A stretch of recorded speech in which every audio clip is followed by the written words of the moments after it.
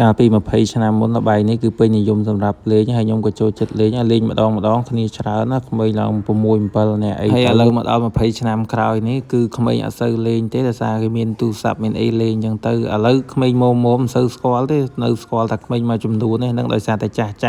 គាត់គូសឲ្យលេងឬក៏ប្រាប់របៀបលេងអញ្ចឹងបាននៅសល់ដល់ប៉ុណ្ណឹងនៅខាងតំបន់ខ្ញុំហ្នឹងល្បែងហ្នឹងគេហៅថាលេងលោតមឹកអាហ្នឹងយើងអាចគូសជាកលៈ2 3តង់អាចវែងជាងហ្នឹងក៏បានអាចខ្លីជាងហ្នឹងក៏បានស៊ីសងលើយើងគូល្បែងហ្នឹងមានអត្ថប្រយោជន៍សម្រាប់ក្មេងដែរព្រោះធ្វើឲ្យក្មេងមានសកម្មភាពមានចលនាលោតត្រឡប់ក្រោយទៅមុខលោតជើង1លោតជើង2ហ្នឹងទៅចេះ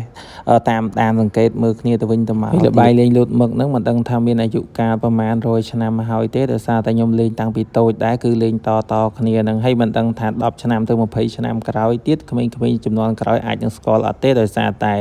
សម័យឥឡូវគឺទំនើបភាគច្រើនគឺលេងប្រើទូរស័ព្ទជាងការលេងជួបជុំគ្នាដល់ពេលក្មេងសម័យឥឡូវគាត់លេងទូរស័ព្ទច្រើនពេកធ្វើឲ្យកើតជំងឺដែលហៅថា autism ដោយសារតែមើលទូរស័ព្ទភាគច្រើនមើលកតុកកតាអីអត់ចេះនិយាយភាសាទំនាក់ទំនងគ្នាទេក្មេងដែលមើលទូរស័ព្ទភាគច្រើនជួនកាលអត់ងាយនឹងទំនាក់ទំនងគ្នាទេប៉ុន្តែបើក្មេងនៅស្រុកស្រែជនបទវិញគាត់អាសាទៅលេងជួបជុំគ្នាអញ្ចឹងទៅអាចល្អប្រសើរជារួមល្បែងសម្រាប់ក្មេងលេងតាំងពីសម័យកាលមុនគឺមានច្រើនណាស់តែរហូតមកដល់សម័យកាលឥឡូវហ្នឹងចេះតែបាត់បង់បន្តិចម្ដងដោយសារតែសម័យកាលចេះតែទំនើបទៅមានអីមកជំនួសច្រើនអញ្ចឹងទៅអាការលេង